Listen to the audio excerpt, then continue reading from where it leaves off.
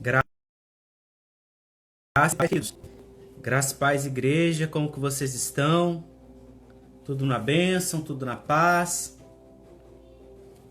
Esse dia de feriado, dia 2 de finados. Nossa nação orando.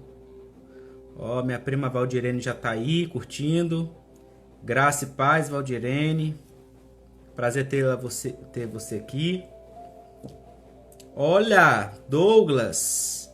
Graça e paz, Douglas. Deus te abençoe de forma poderosa. Ó, mamãe Lena, profetisa Alcilene, também aí na área marcando presença. Que honra. Só tem gente top entrando aí. Homens e mulheres de Deus. Glórias a Deus. Aleluias. Glórias a Deus. Estamos entrando. Mais uma live leitura. Na presença do Senhor. Né? Dos livros mais poderosos. Que é o livro de Atos dos Apóstolos, né? Graça e paz. Aleluias. Graça e paz. Shalom. Shalom é paz em hebraico, né? Shalom para todos nós. Graça e paz. E nós estamos aí, né? Lendo o livro de Atos dos Apóstolos, que é o livro do poder, né? É o livro do sobrenatural. Se nós pudéssemos resumir o livro de Atos dos Apóstolos, nós poderíamos dizer, né? É o livro do sobrenatural de Deus. Não tem como ler. Cleide, também nossa prima aí também entrando. Graça e paz, Cleide, que Deus possa te abençoar. Em nome de Jesus. Aleluia, seja bem-vinda. Amados, vamos pegando nossa Bíblia, por gentileza. Você que está aí, ó, sua Bíblia em papel. Sua amada Bíblia. Hoje nós vamos estar lendo capítulo 16. Não, minto, perdão. Capítulo 17 e capítulo 18. Nós já estamos avançando, né? Graças a Deus. Capítulo 17 e capítulo 18. Nós vamos estarmos fazendo essa leitura, tá bom? Essa live ela vai ficar gravada. Então quem não conseguiu entrar, tá chovendo muito aqui na nossa região do estado do Espírito Santo, né? Estamos tendo também essas manifestações aí. Então essa live ela vai ficar gravada, vai ficar salva, tá? Então depois quem não puder estar assistindo agora, vai conseguir assistir depois. Amém? Vamos fazer para nós não demorarmos, né? Por causa do horário. Fazemos uma oração rápida e breve. Olha aí, também tá entrando aí, Wanda. Graça e paz, querida. Deus te abençoe poderosamente. Glória a Deus. Vandinha também entrando aí. Amém? Vamos fechar nossos olhos? Pai, na autoridade do nome de Jesus, suplicamos nessa hora, solicitamos a presença do Senhor Espírito Santo para nos conduzir em nome de Jesus.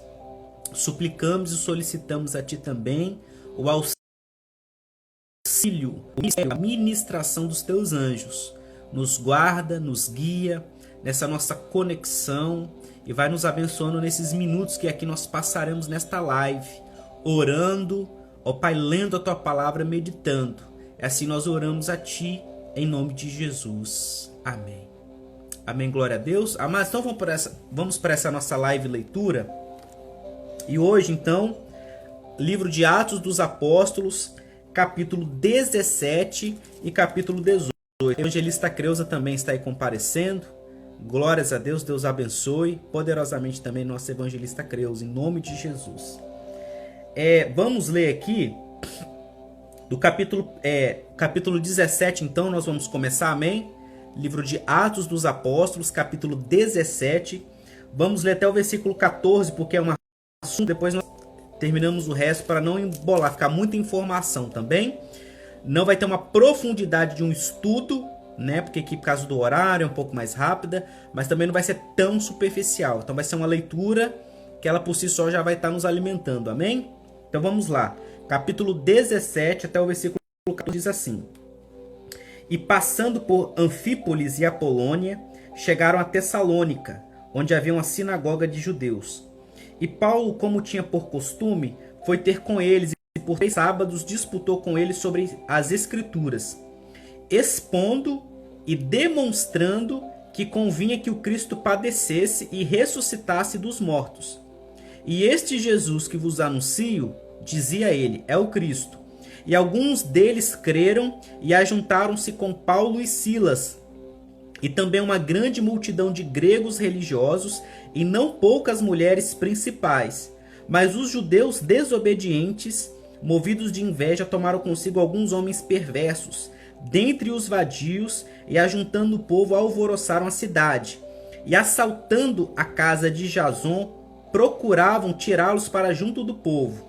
E não os achando, trouxeram Jason e alguns irmãos à presença dos magistrados da cidade, clamando: estes que têm alvoroçado o mundo chegaram também aqui, os quais Jason recolheu. E todos estes procedem contra os decretos de César, dizendo que há outro rei, Jesus. E alvoroçaram a multidão e os principais da cidade que ouviram estas coisas.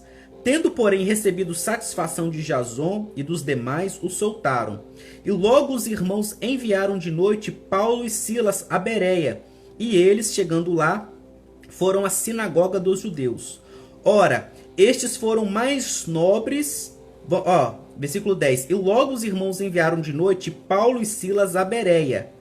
E eles, chegando lá, foram à sinagoga dos judeus. Ora, estes foram mais nobres do que os que estavam em Tessalônica, porque de bom grado receberam a palavra, examinando cada dia nas Escrituras se estas coisas eram assim, de sorte que creram muitos deles, e também mulheres gregas da classe nobre, e não poucos varões. Mas logo que os judeus de Tessalônica souberam que a palavra de Deus também era anunciada por Paulo e Bereia, foram lá e excitaram as multidões. No mesmo instante, os irmãos mandaram a Paulo que fosse até o mar. Mas Silas e Timóteo ficaram ali. Irmã Marlúcia também está aí presente. Graça e paz, irmã Marlúcia, que Deus te abençoe. Amados, então, nessa primeira parte aqui do capítulo 17, o que nós aprendemos e vemos aqui? Tá? Primeiro que nós vemos, versículo 2, falando que o apóstolo Paulo tinha um costume de todo sábado nas sinagogas, porque os judeus se reuniam no sábado, era o culto judaico da época, era esse, tá? Então a sinagoga era como se fosse uma igreja, era um local de reunião, tá? Nós não podemos dizer que é uma igreja, porque igreja é aqueles que seguem a Cristo, né? Que tem o Espírito Santo ali reunido, tá? Então só a reunião em si não faz uma igreja, primeiro ponto. Então, sinagoga é sinagoga, igreja é igreja, ok? Primeiro ponto aqui. Tanto é que o Senhor Jesus diz, né? Onde tiver 2 ou 3 reunidos em quê? Em meu nome. Então, para ser uma igreja, tem que estar reunido em nome de Jesus. Você pode ter uma manifestação de milhões de pessoas. Se as pessoas não estão reunidas em nome de Jesus, não é igreja. Primeiro ponto, primeira lição. A segunda aqui, que fala que o apóstolo Paulo ele ia lá evangelizar. Ele ia lá pregar, ele ia ensinar. Então, a metodologia, a estratégia, a técnica que ele usava para evangelizar estes judeus era através do ensino. Por quê? Judeus em geral, é um povo que conhece a lei, é um povo muito instruído nessa parte da lei, que conhece os 10 mandamentos, instruído nas histórias de Israel. Então, para você chegar e conseguir alcançar esse povo, tinha que ser uma pessoa muito bem preparada. Então, não foi à toa que o Senhor ele escolheu o apóstolo, escolheu Paulo, né, e deu essa unção apostólica, evangelística, professoral para ensinar. Não foi à toa, né? Então, tanto é que tem uma passagem que ele diz, né, eu fiz de tudo para com todos para alcançar. Então me fiz de judeu para judeu, de grego para gentil para gentil, tá? Querendo alcançar, tá? A segunda coisa que nós aprendemos aqui. E nós vemos só que começa uma perseguição. Então, onde que o apóstolo Paulo ia, tinha os judeus lá que eles contrariavam o que ele falava. E uma das técnicas que eles usaram para tentar atrapalhar foi se infiltrando. Então, eles iam infiltrando, eles iam roubando casas e iam colocando a culpa no apóstolo Paulo, colocando a culpa na igreja. Isso aqui que aconteceu tem um teor profético. Porque, inclusive, nós estamos aqui agora vendo tudo que está acontecendo na nossa nação. Não estou nem falando aqui de uma bandeira ou de outra, de um partido ou de outro, que nós sabemos, na verdade, como igreja, como que nós temos que nos posicionar, que é no conservadorismo, é na direita, não tem como ser de esquerda, agenda esquerda, pensamento esquerda, que é, na verdade é anticristo, né? É um pensamento totalmente do anticristo, é anti a palavra, é contra a palavra. Mas enfim, o que isso quer dizer, amados? Que mais dia menos dia nós vamos ser perseguidos. Então o que eu queria também aproveitar aqui, tome muito cuidado que nós já vemos que essa teologia que reinou décadas, dizendo que a igreja ela não vai sofrer se você vê que isso não é de Deus, tá bom? Olha para a China, olha para a Coreia do Norte, olha para os países árabes, olha para Nicarágua, olha para Cuba, olha para os regimes comunistas, islâmicos, Armênia, e você pode Rússia, toda a cortina de ferro do regime, e você vai ver que a igreja ela é sim perseguida. Então por que eu quero dizer isso? Porque isso tem um teor de despertamento. Como igreja nós não podemos estar dormindo. E como que você está dormindo? Você tem que estar atento aos fatos. Por quê? A nossa guerra não é contra carne nem sangue. Nós não estamos lutando apenas contra uma agenda. Em primeiro lugar, nossa luta é uma luta espiritual. É uma batalha, é uma guerra espiritual. É contra principados, é contra potestades. É contra uma agenda infernal para nos dominar. Então, nós precisamos estar atentos. Nós não podemos estar dormindo. Tá certo? É muito importante nesse momento nós temos essa noção de que nós precisamos estar dormindo. Porque desde que a igreja é igreja, ela foi perseguida. O próprio apóstolo Paulo foi um dos primeiros perseguidores da igreja. Tá certo? Então vamos ficar ligados nisso, tá? Não vamos nos enganar, tá certo? Achando que, sabe por quê, amados? Deus ele tem certos momentos da história que Deus ele permite sim que a igreja ela seja purificada. Assim como um ouro é purificado no fogo para tirar as impurezas, a igreja também ela é purificada pelo fogo. Que fogo é esse? Da perseguição. Preste atenção nos noticiários, vários pastores, várias pessoas já estão tendo as suas redes sociais canceladas. Porque eu não sou uma pessoa conhecida.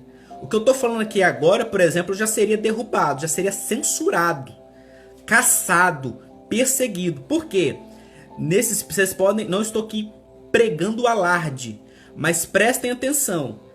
A perseguição ela tem um começo e ela vai se aprofundando. A primeira coisa que eles nos perseguem é no nosso vocabulário.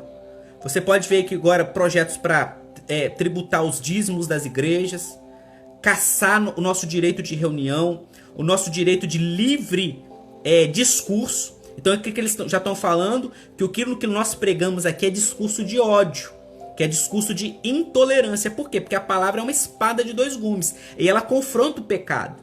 Então a pessoa que está no pecado e ela é de uma agenda esquerdista, ela não vai, tem comichão nos ouvidos, não vai suportar a palavra. Então não, isso é discurso de ódio, é discurso de intolerância, né? Esses evangélicos aí, então nós vamos ser objeto de perseguição, né? Vai ser de um dia para o outro? Não, isso é paulatino. Isso começa no nosso discurso, nas nossas redes sociais. Daqui a pouco vão começar a nos prender e assim vai sucessivamente, ok? É o primeiro ponto, tá? Queria também para outro ponto aqui que nós temos que é muito interessante, que fala da questão por que nós estamos fazendo essa live? Não é para fazer propaganda política, ok? O que nós estamos fazendo aqui? É fomentar uma cultura de Bíblia. Eu como um pastor, eu abro meu coração para vocês. Eu não tenho nenhum interesse e eu não quero pastorear uma igreja que seja analfabeta de Bíblia. E quando eu falo de analfabeto de Bíblia, não estou falando no sentido pejorativo aqui, de querer falar mal de ninguém, ou falar mal de quem não teve oportunidade de fazer uma pós-graduação, ou fazer uma faculdade, ou que não fala direito. Eu não estou falando disso aí. Quando eu falo analfabetismo bíblico, eu falo de uma igreja que não lê as escrituras. Você pode ler errado, você pode escrever errado, não tem problema. Mas o importante é que você tem que ter a Bíblia na mão, você tem que manusear. O que é manusear? Ela tem que estar na sua mão. Você tem que conhecer os livros, você tem que conhecer as histórias, você tem que conhecer os princípios. E o apóstolo Paulo, quando ele foi expulso dessa cidade que ele estava, que era aqui Anfípolis e Apolônia, para onde que ele foi? Ele foi para Bereia. E a Bíblia diz que eles eram mais nobres, olha aqui, versículo 11, do que dessa região que era Tessalônica. Versículo 11 diz assim: ora, estes foram mais nobres do que os que estavam em Tessalônica, porque de bom grado receberam a palavra, examinando cada dia nas escrituras se estas coisas eram assim. Então você vê que uma igreja, o próprio Espírito Santo, através da sua palavra, ele vai classificando se uma igreja ela é nobre ou não. Então é possível você ter uma igreja nobre, ok? E é possível você ter uma igreja não nobre. E o que é a nobreza? Qual que é o sentido da nobreza? É dois aspectos. Ele recebe de bom grado, ele ouve, ele escuta, ele absorve, mas ele vai conferir na Bíblia se aquilo está certo. Então tudo aquilo que o apóstolo Paulo ia falando, aquela igreja ainda primitiva que só tinha um Velho Testamento, eles iam conferindo se aquilo que ele falava estava de acordo com a palavra. Então por isso que eles foram classificados como uma igreja mais nobre, porque eles recebiam, eles ouviam, só que eles filtravam, eles iam e analisavam. Então o primeiro ponto, ser nobre, amados, eu por exemplo sou uma pessoa que eu procuro ver tudo que está acontecendo de notícias, de outras denominações, de outras igrejas, se é a igreja apostólica, se é a igreja episcopal, não importa. Quer dizer que eu vou trazer isso para a minha igreja e para aplicar para os irmãos goela abaixo? Não, pelo contrário. Tudo é filtrado. Mas o que nós temos que ser? Pessoas de cabeça aberta, no sentido de você tem que examinar tudo, você vai filtrar na palavra, aquilo que for bom você vai guardar para você. Inclusive aquilo que é ruim também vai ser bom para você, no sentido de você não repetir aquele erro, de você não cometer o mesmo erro, de você falar, olha, esse ministério aqui estava caminhando tão bem, só que ele começou a desandar da rota, da direção, da visão que Deus deu porque cometeu tal erro. E aí você fala assim, olha, então aquilo que Deus deu para nós não podemos nos desviar. Entendeu? Tá bom? Então esse aqui que eu queria pincelar. Glória a Deus. Vamos agora terminar, que é o versículo 15 ao 34. Tá bom? Tem coisas importantes também. Vamos avançando. Diz assim... Ainda, Atos dos Apóstolos, capítulo 17, agora o versículo 15 ao 34. E aí termina esse capítulo.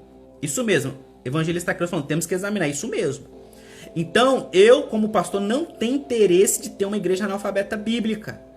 Por quê? Inclusive, se eu estiver errando, a minha liderança, por exemplo, tudo que eu for fazer na igreja, eu pergunto à liderança, né? Quem é a liderança? É os irmãos principais, que tem as funções, evangelista, profetisa, diácono. Eu sempre pergunto, irmãos, o que vocês acham de eu fazer tal coisa? É por isso que também uma coisa que eu aprendi é não tomar decisão muito rápido, tá? Porque isso também não dá certo. Então, quando a gente vai tomar uma decisão, tem que consultar a liderança. A depender da decisão, você tem que orar a Deus. Deus tem que mostrar, Deus tem que dar sonho, tem que falar. Então tem muita coisa que... porque a gente não tá lidando com empresa, tá bom? Igreja não é empresa que você vou tomar uma decisão lá, vou fazer rápido. Não, não é assim, tá? Porque nós estamos lidando com almas, tá bom? Empresa você tá lidando com dinheiro. Igreja você tá lidando com almas, você tá lidando com o reino. Inclusive a Bíblia diz que eu como pastor, todas as pessoas que estão lá eu vou ter que prestar conta da vida delas. É uma responsabilidade muito grande. Por quê? No juízo, mesmo que a gente quer salvo, nós vamos ser julgados das nossas obras, né? Eu como pastor, o meu peso ele é dobrado de quem não é pastor. É 2 vezes mais. Tá certo? Porque o pastor tem que visitar, tem que orientar. Então esse que é o objetivo da live. Tá bom? É estar ensinando a palavra ao povo. Criar esse ambiente de igreja de Bereia. É uma igreja que ela sempre está em contato com a palavra para conferir se é com a palavra. Amém? Vamos lá agora ao versículo 15.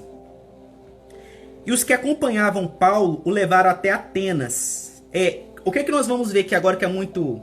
Isso aí, ora Deus, anda na visão do Abba sempre. É isso mesmo. Porque você desviar é dali para lá. E quando você vê, às vezes pode ser tarde demais para você voltar para a visão. Tá? Então tem muitos líderes, pessoas extraordinárias, que você não tem como você negar que Deus usa elas. Não tem como você falar que elas não são usadas por Deus. Só que elas vão se deturpando, seja por causa do dinheiro, seja por causa de bens materiais. E é também por isso que é uma coisa que eu sempre falo para os irmãos.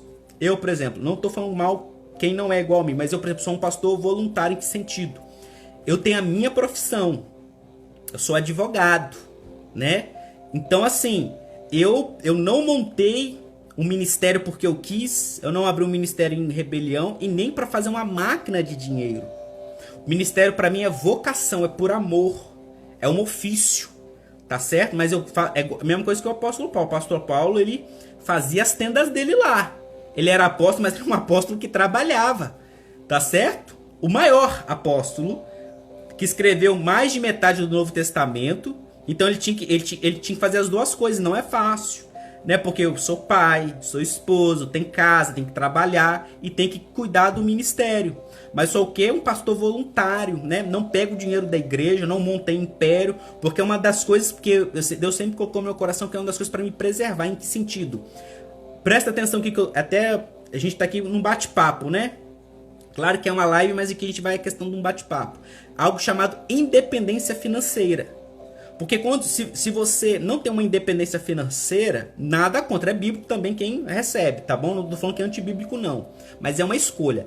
Eu, por exemplo, escolhi o modelo do apóstolo Paulo. Qual o modelo que é? Eu trabalho, eu tenho minha profissão. Se você quiser me abençoar, ok. Mas eu não. Todo mundo que é da igreja pode aí me defender. Se eu tô errado, eu tô falando a verdade. Eu não peço dinheiro de ninguém, não fico cobrando nada de ninguém, não faço uma máquina de dinheiro. Lá nós temos dízimo, oferta. Quem quiser vai lá, o gasofilaço tá lá. Eu não faço petição de dinheiro e nem gosto disso, tá bom? Mas qual que é o modelo que eu tenho? É questão que eu trabalho. Por quê? Porque eu tenho uma independência financeira. Porque uma das coisas que pode acontecer quando a pessoa também ela é dependente, ela vai negociando valores, porque agora ela está na mão, ela precisa de arrecadação da igreja. Então por isso aí que vai várias campanhas, nada contra, né? Não tô falando que eu não faço isso. Mas aí a pessoa, aquilo vai se deturpando, tá certo? Então, por exemplo, às vezes alguém quando vem falar comigo, pastor, vamos fazer tal coisa. E aí eu posso dizer não, por quê? Porque eu ainda tenho minha independência. Se alguém falar, então eu tô indo embora, pastor, tô indo pra outra igreja. Irmão, pode ir, tá? Não vou te segurar, Deus te abençoe. O que eu não vou fazer é sair da visão que Deus me deu. Eu posso perder todo mundo, claro, né? Assim que eu digo perder todo mundo, não tô falando que eu tô expulsando ninguém da igreja. Mas em que sentido? Quando Deus, ele nos dá uma visão ministerial, uma organização, um projeto de igreja, de ministério, nós temos que ser fiel àquilo. Tá?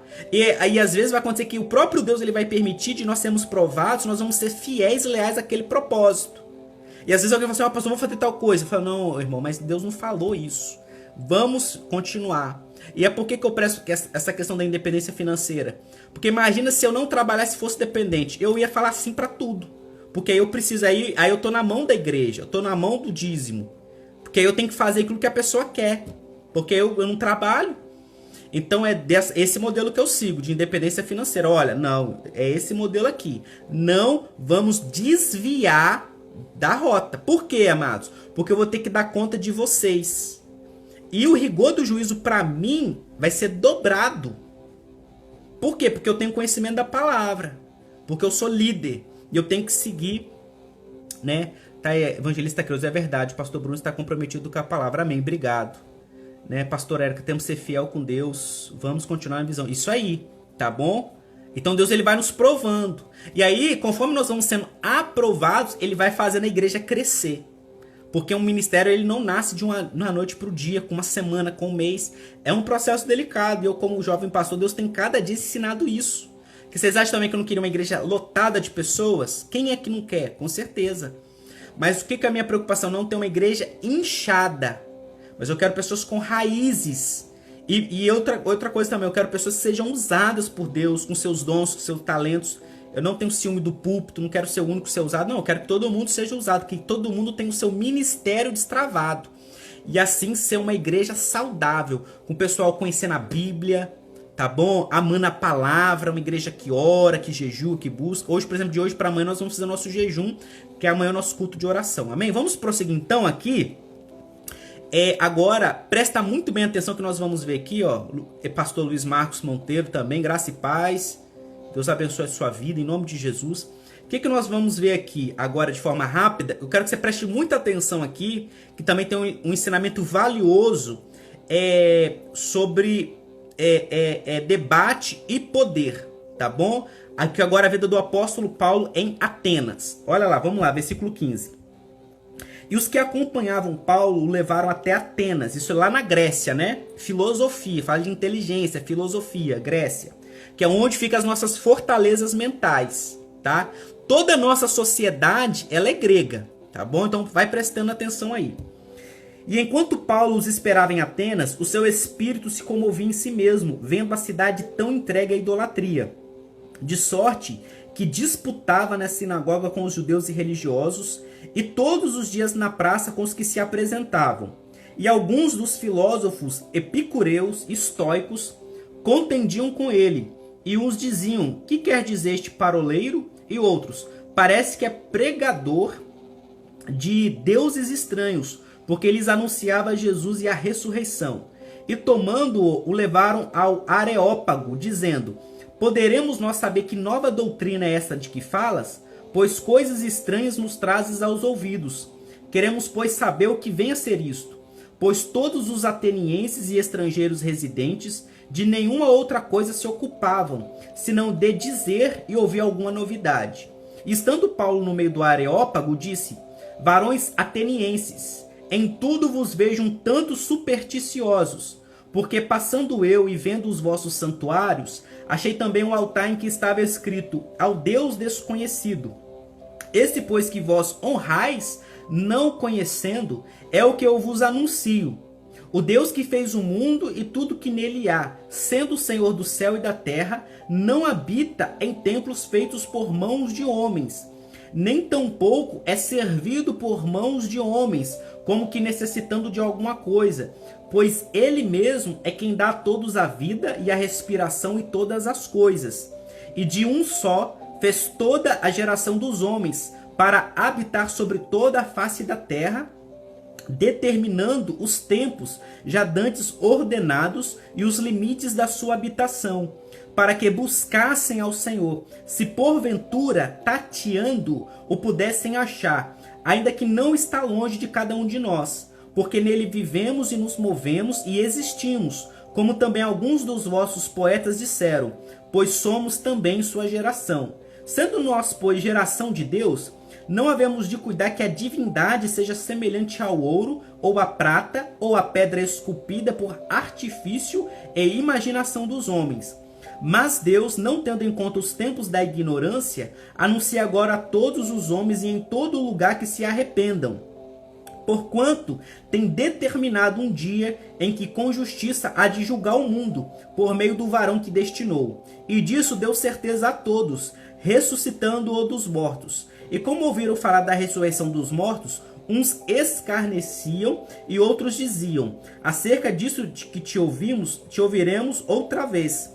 E assim Paulo saiu do meio deles. Todavia, chegando alguns varões a ele, creram, entre os quais foi Dionísio, Areopagita e uma mulher por nome Dâmaris, e com eles outros. Amém? Então o que nós vemos aqui? Nesse final aqui, nós vemos que agora o apóstolo Paulo ele chega na Grécia. Ele chega em Atenas ali agora na sua viagem apostólica, né, na sua comitiva. O que nós aprendemos aqui? Ele chega ali e ele começa a ver toda a igreja debaixo da idolatria. Então a primeira coisa que nós afirmamos é que o Senhor Deus, isso é um princípio do Velho ao Novo Testamento.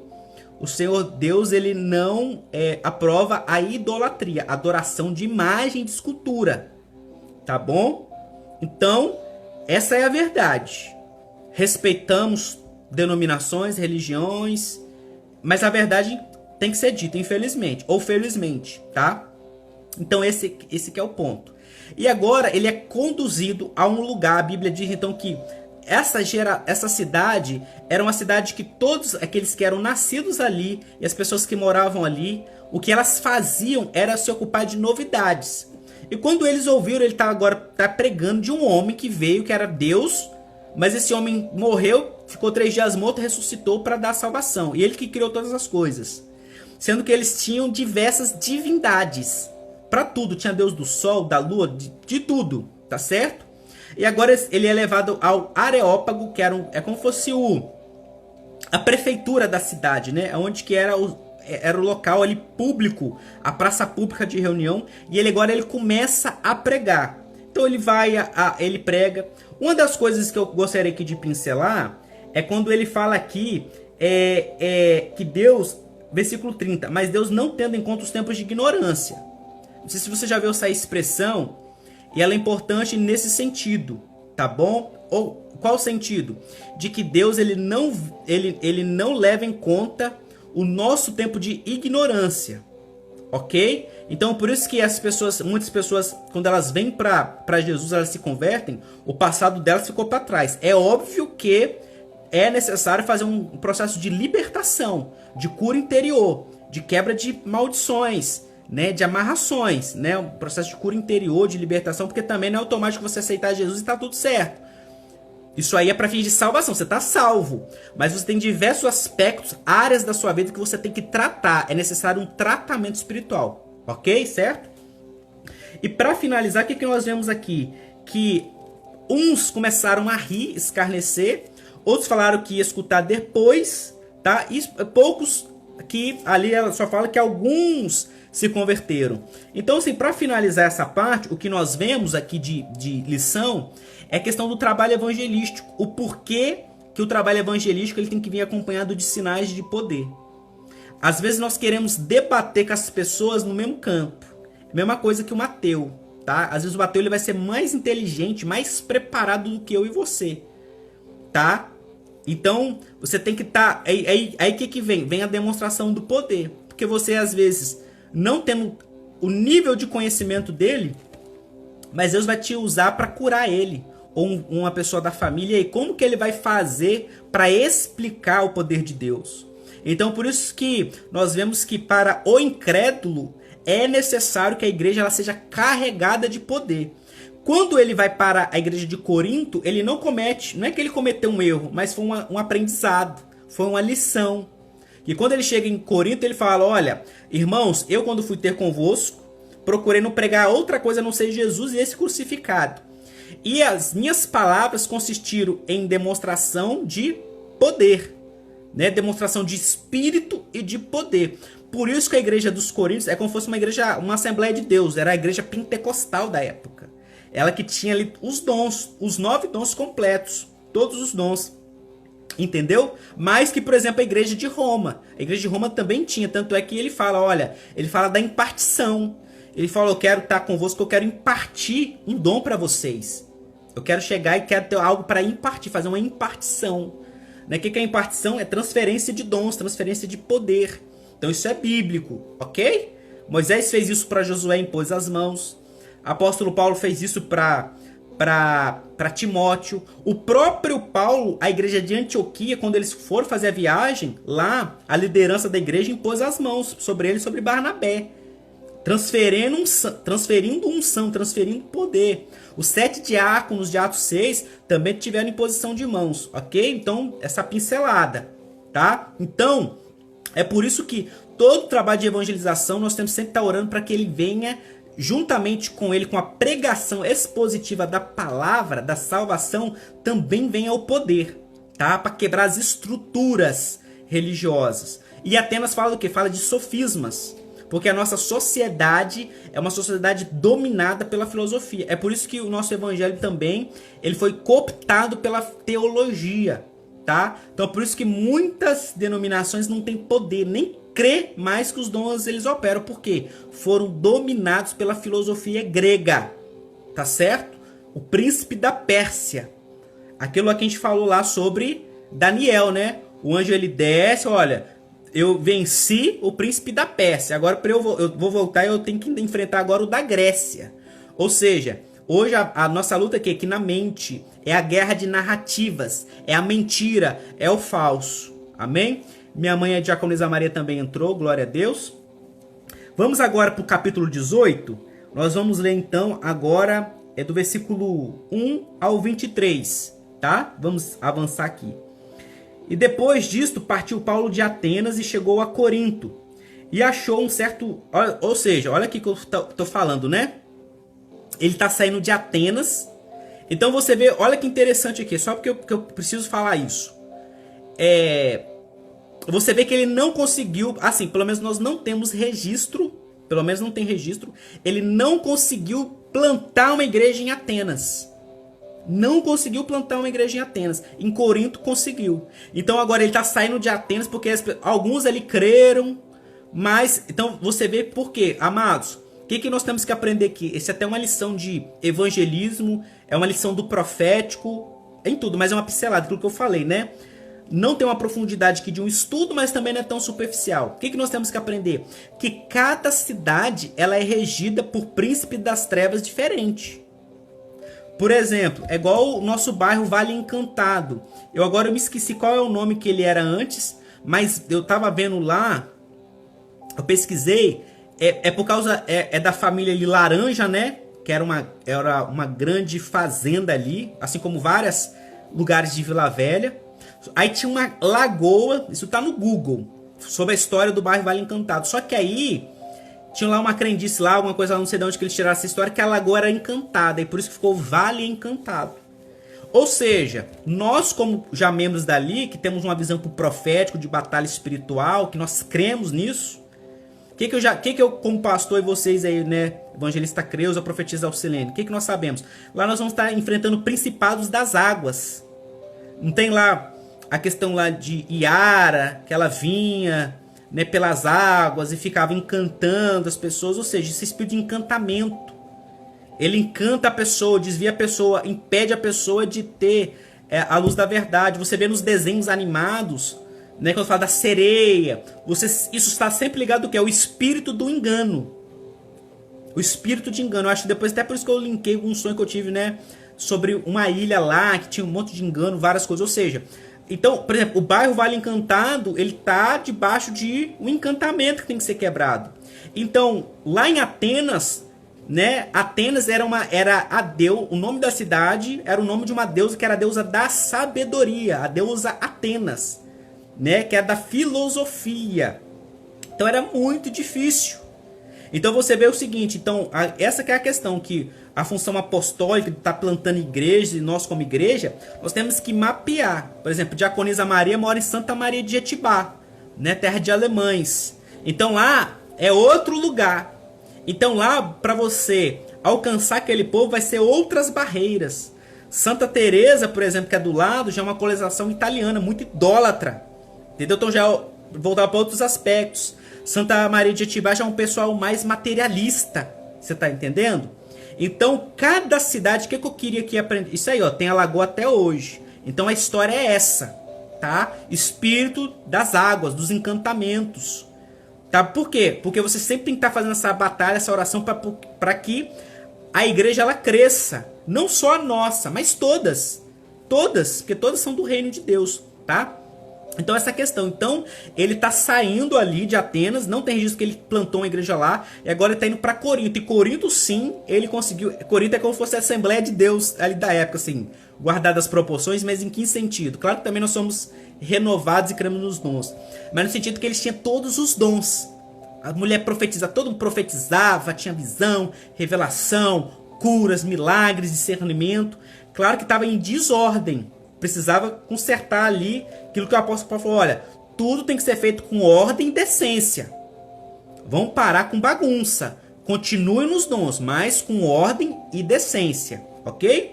Então agora está mostrando, ele está saindo então, né, de Atenas e está indo para Corinto, tá bom? Vamos lá. 18. E depois disto partiu Paulo de Atenas e chegou a Corinto. E achando um certo judeu por nome Áquila, natural do Ponto, que havia pouco tinha vindo da Itália, e Priscila, sua mulher, pois Cláudio tinha mandado que todos os judeus saíssem de Roma, se ajuntou com eles.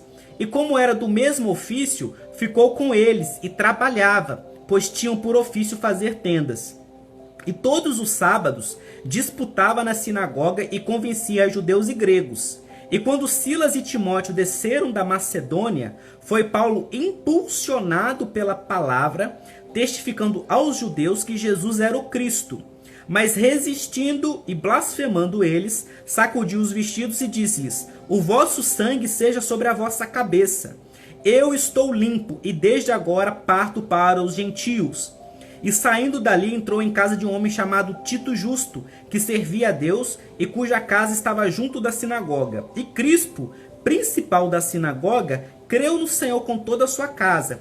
E muitos dos coríntios, ouvindo-o, creram e foram batizados. E disse o Senhor em visão a Paulo: não temas, mas fala, e não te cales, porque eu sou contigo, e ninguém lançará a mão de ti para te fazer mal, pois tenho muito povo nesta cidade.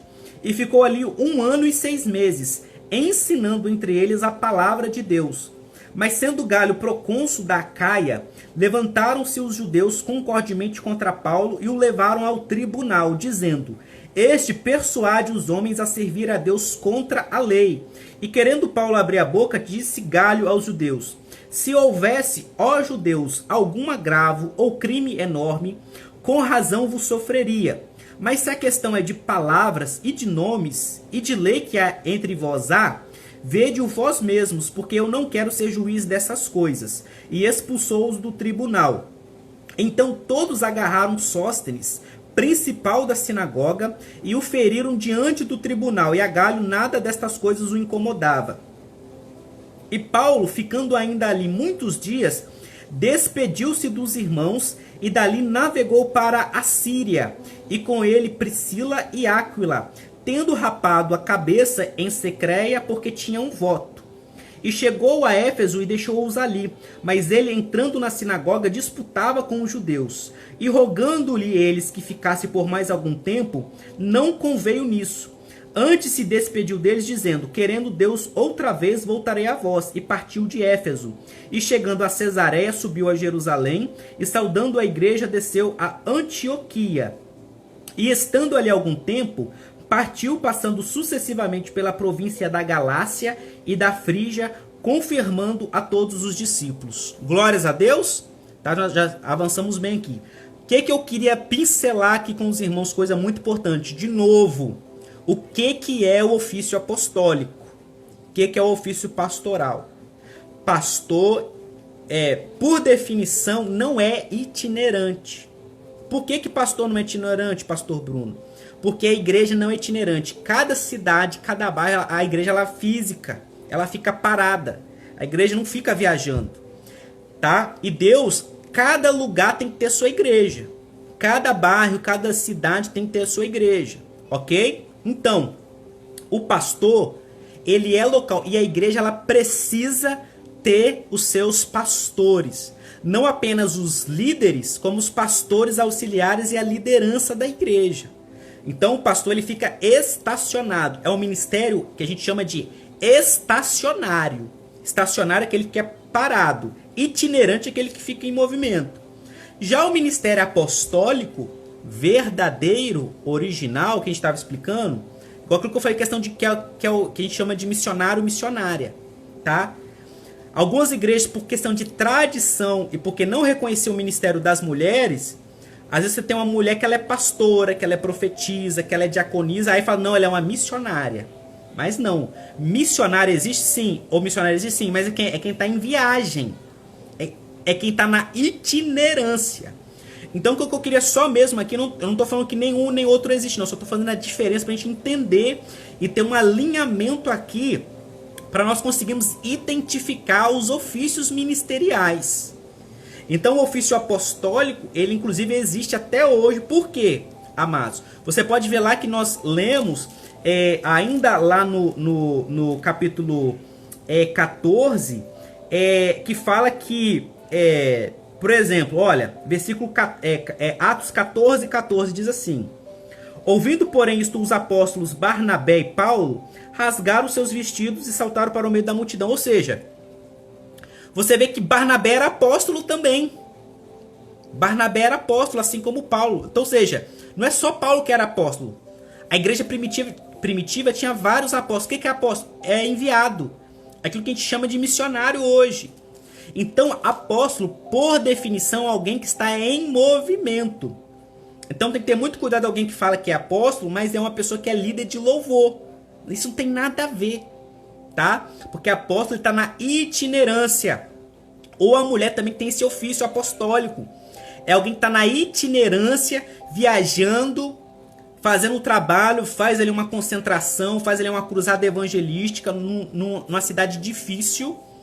Então imagina, Vale do Jequitinhonha, Nordeste, Amazonas, tribo indígena. Pode ser que em Aracruz, por exemplo, tá? Porque quando a Bíblia diz lá, o Senhor Jesus estava falando de que o evangelho seria pregado a todas as nações, na verdade a palavra no grego é etnos, ou seja, é toda etnia, tá certo? Então, por exemplo, lá os ribeirinhos da Amazônia é uma etnia.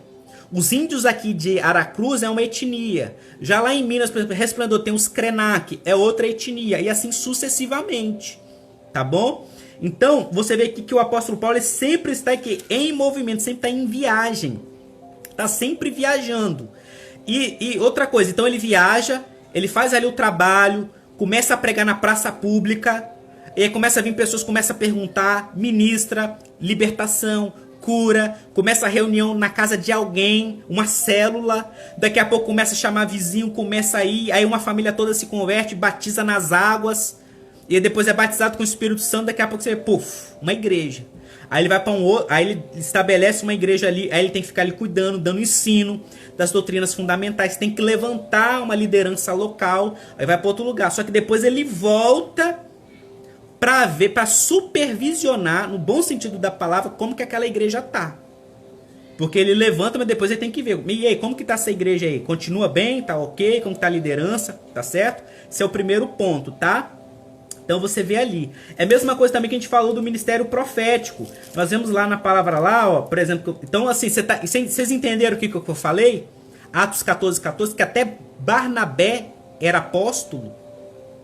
A Bíblia está chamando ele também era apóstolo. Ou seja, pessoas que estão em viagem, são itinerantes, plantando novas igrejas, desde o início, como célula, desde o início, tá certo? Você vê também em Atos 15:32, falando que, olha, depois Judas e Silas, que também eram profetas, exortaram e confirmaram os irmãos com muitas palavras.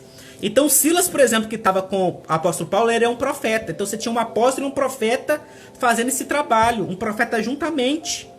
Então o profeta, ele dá os comandos, olha, o senhor está falando isso, deu uma visão, tive um sonho, um anjo tal, e ele vai executando aquilo. Então isso aí que eu queria colocar.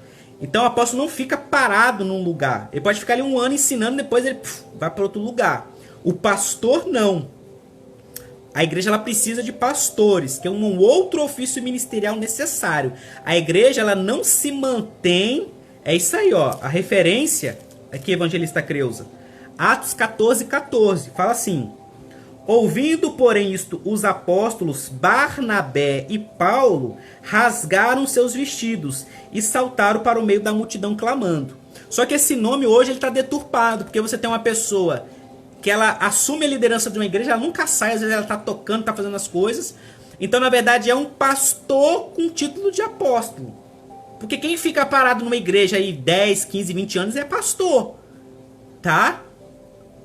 Tem a outra referência aqui também, que é nesse mesmo capítulo, que é o capítulo 14, versículo 4. Pode anotar aí, pastora Érica. Ó, e dividiu-se a multidão da cidade, e uns eram pelos judeus e outros pelos apóstolos, ou seja, Barnabé e Paulo, tá? Então o que é um ministério apostólico verdadeiro, pastor Bruno? Nessa nossa visão aqui. Tem outras visões de ministério apostólico, eu não vou entrar.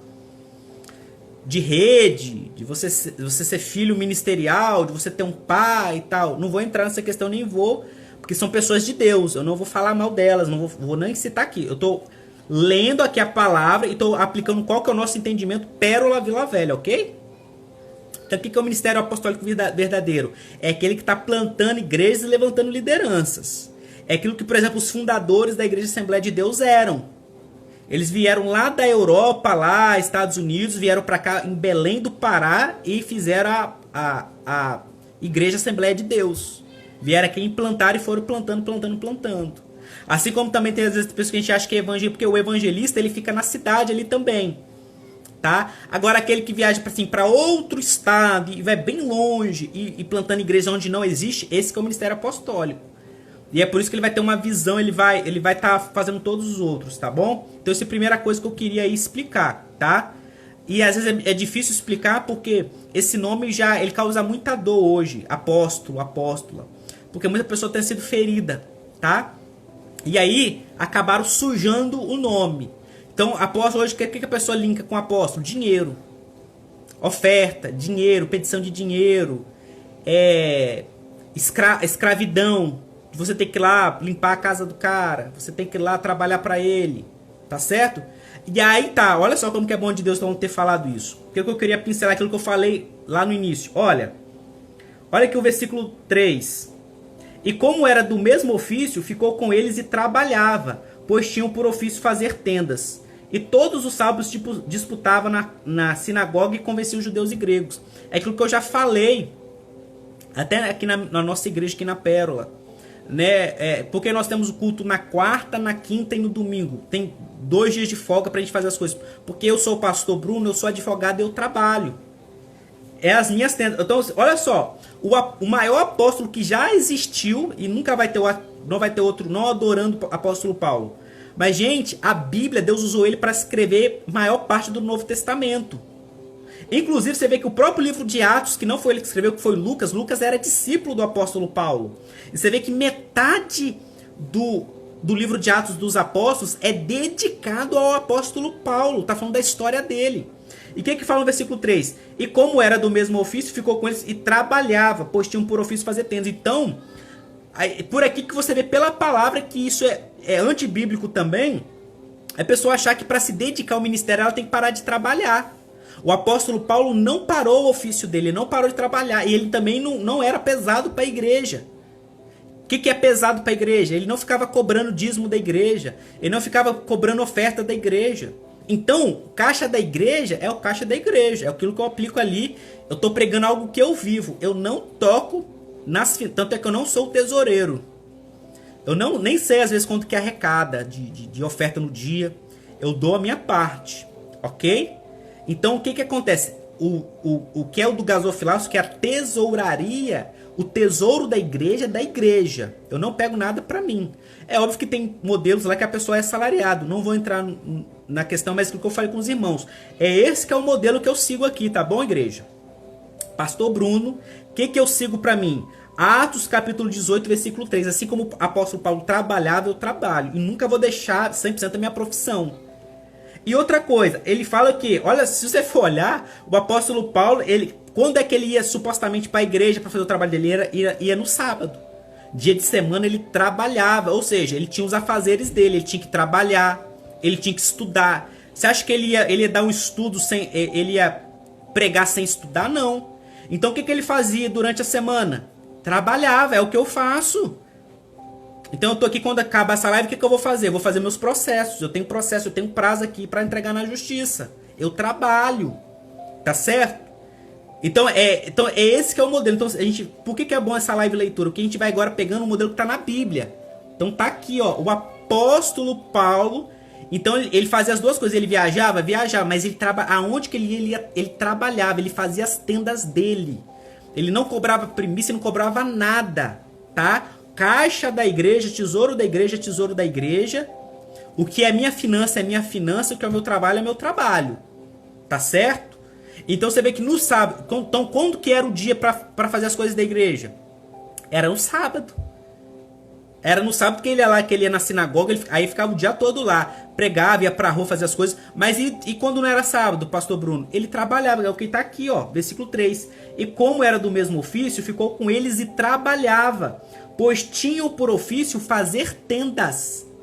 Versículo 4. E todos os sábados disputava na sinagoga e convencia os judeus e gregos.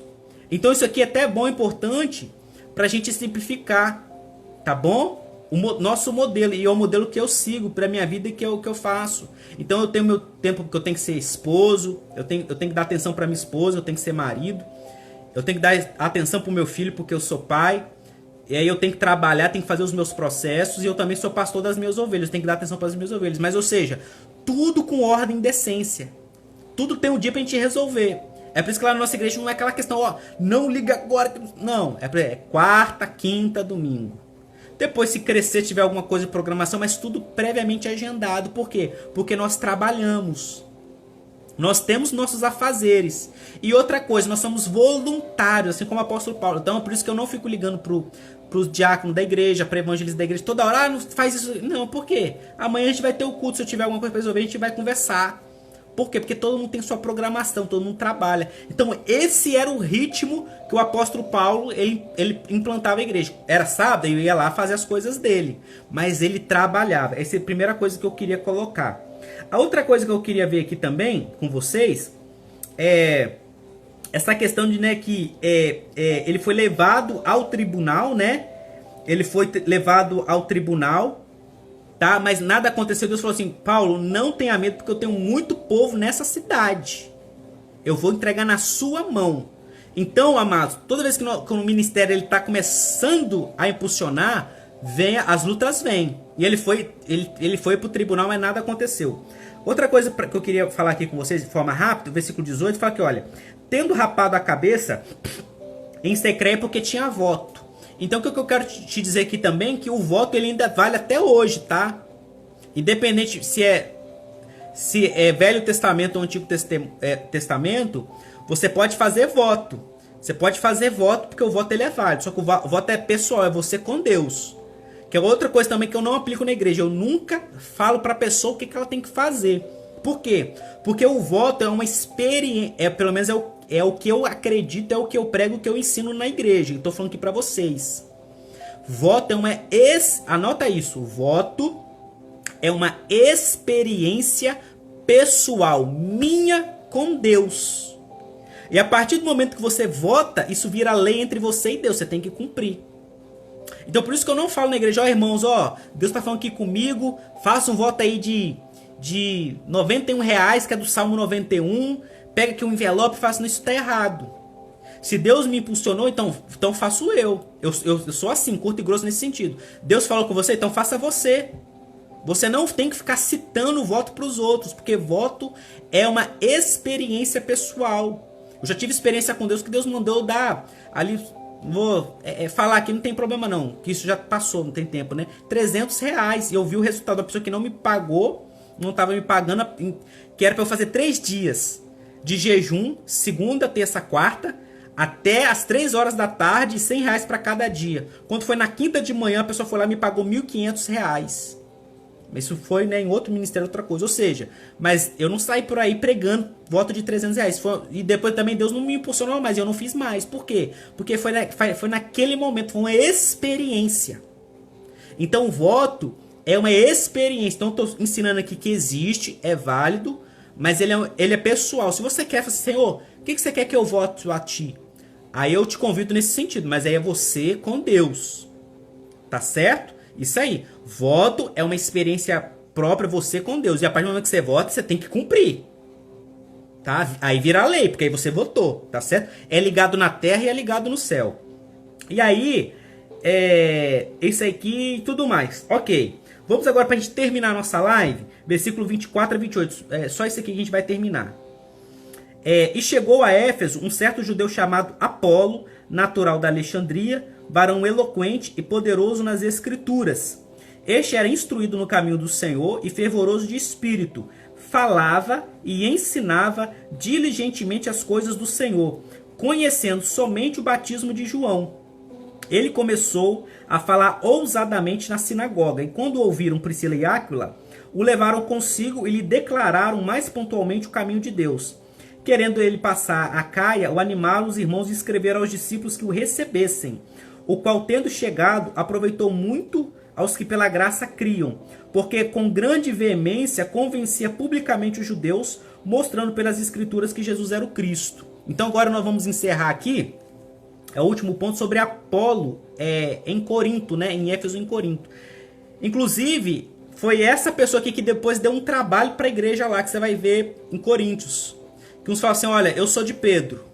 Aí outros falam assim, não, eu sou de Paulo. Outro, eu sou de Apolo. Então, quem era esse Apolo? Primeiro, ele era uma pessoa que o ofício dele era mestre. Por quê? A Bíblia diz que ele era muito eloquente, ou seja, o mestre, por natureza, ele tem uma habilidade com a fala. Ele tem uma habilidade de ensino. Ele tem uma habilidade de pregar, de falar, de ensinar. Isso é uma unção. Não adianta você discutir. Quem tem, quem não tem, não tem. É uma unção. É muito mais do que simplesmente a pessoa que vai lá pregar. É uma unção, é um ofício, é um equipamento ministerial, é uma unção que vem sobre a pessoa. Então ele é eloquente, ou seja, uma pessoa que sabe comunicar, sabe falar, tá bom? Mas não é uma fala assim natural de filosofia que fez um curso de oratória, não. É algo espiritual, amém? E aí fala que ele era fervoroso de espírito, ele falava e ensinava diligentemente, só que ele não tinha o batismo com o Espírito Santo. Ele só conhecia, ele estava estacionado, estagnado no batismo nas águas. Aí depois que eles foram, né, ensinar ele, tá? E só pra gente finalizar aqui o versículo 27, que eu queria fazer uma pincelada, que inclusive aqui que vem aquela prática das igrejas de Assembleias de Deus, creio eu, né, obviamente, é questão de carta, de recomendação, que diz assim, olha, querendo ele passar a Caia, o animaram os irmãos e escreveram aos discípulos que o recebessem, o qual, tendo chegado, aproveitou muito aos que pela graça... Então, sim, mas aí, independentemente se você tem uma carta física ou não, o que é importante? É importante, agora nós já encerramos aqui, o importante é que toda vez quando uma pessoa ela vem para o ministério, a gente não pode já colocar a pessoa no altar. A gente tem que ter uma noção de duas coisas, amados. Altar é uma coisa, aprisco é outra. Ok? Altar é uma coisa, aprisco é outra. São coisas diferentes. Então uma pessoa, quando você vai receber ela como membro, quando ela vai vir, ainda que ela não traga uma carta física escrita, mas pelo menos isso é aquilo que nós fazemos no nosso ministério. Nós temos que conhecer qual é a procedência da pessoa. Por que ela está saindo da igreja dela? Tem que ligar para o pastor dela. Se ela saiu por rebelião, se não saiu, o que aconteceu, por que está vindo, o que ela crê, tá? Então só para pincelar que isso é bíblico, o que eu quero te dizer? Que isso não é um preconceito. Tá? Isso não é uma invenção, o pastor Bruno inventou isso da cabeça dele, não. Isso tem respaldo bíblico. Você vê aqui que inclusive Apolo era um homem de Deus, mas ele também precisou das cartas de recomendação. Olha, tô aqui, eu vim lá de Éfeso, tá certo, pessoal de Corinto? Tô vindo aqui para a igreja aqui, mas tá aqui minhas cartas, ó, lá eu fazia isso, eu pregava, eu ensinava, deixei um bom testemunho lá e tô chegando aqui, eu queria que vocês me recebessem. Por quê? Porque cada igreja tem a sua autonomia. Então a Pérola Vila Velha tem a autonomia dela. Eu não sou obrigado, né? Aí a gente trabalha com a questão do reconhecimento, do recebimento e do reconhecimento. Tá certo? Então por aí a gente termina. Eu quero agradecer, né? Agora já 00:02. Alguns já devem ter saído da live porque tem que dormir, né? Acordar cedo. Mas não tem problema, essa live vai ficar salva aqui no Instagram e no YouTube. Nosso YouTube é Pérola Vila Velha. Nosso Instagram também é Pérola Vila Velha. Eu gostaria muito que você nos seguisse. Gostaria muito que você fosse lá no canal do YouTube e se inscrevesse no canal, dá um joinha, marca como gostei, porque o algoritmo do YouTube vai entender que você gostou dessa live e ele vai começar a recomendar esse vídeo. E aí outras pessoas vão ter acesso a essa live. E também mande para um amigo, para uma amiga, pai, irmão, mãe, tá certo, amados? Então nós encerramos até aqui, tá bom? Nessa nossa live. Não tem se eu fosse, como eu sou mestre, se eu fosse dar um estudo mesmo, a gente ficar aqui umas 3, 4 horas. Porque o mestre, eu sou assim, né? Quer ensinar a palavra, quer fazer o slide, quer esmiuçar tudo. Então acabando que ele... né, não é tão profundo, mas também não é tão superficial. Mas é bom que aqui a gente vai conversando sobre várias coisas, tá certo? Sobre ministério, o que é o verdadeiro ministério apostólico. O que é o verdadeiro ministério apostólico? Só você pensar no que é o verdadeiro missionário e missionária, tá? Missionário não é quem abre o culto na igreja, quem canta hino da harpa. Missionário é quem está numa missão, está numa viagem missionária, mas em que sentido? Apostólica. Barnabé foi chamado, e Barnabé não andou com Jesus, tá? Então não vamos confundir aqueles 12 lá do Cordeiro, que eles sim, o nome deles vai estar nas 12 portas de Jerusalém e os 12 fundamentos de Jerusalém, lá que é Mateus, Tomé, Tiago, Judas, não os Iscariotes, André, Filipe, Bartolomeu, Mateus, aqueles lá, e Matias, aqueles 12. Mas ainda assim tem depois os outros apóstolos que não é daquele colégio. Mas em que sentido que é apostólico? No sentido que está em viagem, é itinerante plantando igrejas e gerando líderes para essas igrejas plantadas. É basicamente, é mais simples que a gente imagina. E você vê que o próprio apóstolo Paulo, ele trabalhava, ele tinha um emprego dele. Aí no sábado ele ia lá para a igreja lá fazer as coisas do Senhor. Mas dia de semana ele estava trabalhando, que é o que eu faço. Sou um pastor voluntário, trabalho dia de semana, mas a gente tem nosso culto na quarta, na quinta e no domingo. Vou terminar essa live, vou trabalhar de madrugada. Então é assim, tá bom? Muito obrigado. Vamos fazer uma oração para nós encerrarmos? Pai, abençoa nessa hora a noite dos teus filhos, que já é meia-noite, que eles possam dormir, descansar. Abençoa o teu povo que vai trabalhar. Guarda a nossa nação em todo esse período de turbulência política, de convulsão social que nós estamos vivendo. Guarda a tua igreja, Pai. Guarda as nossas vidas. Que o justo não seja destruído juntamente com o ímpio. Pedimos nessa hora a tua bênção, que esta live possa chegar a várias pessoas e todas sejam alimentadas pelo teu poder. Assim nós oramos em nome de Jesus. Amém. Amém? Graça e paz, boa noite, tchau, tchau. E amanhã nós voltamos para a nossa última live da semana. Graça e paz, tchau, tchau.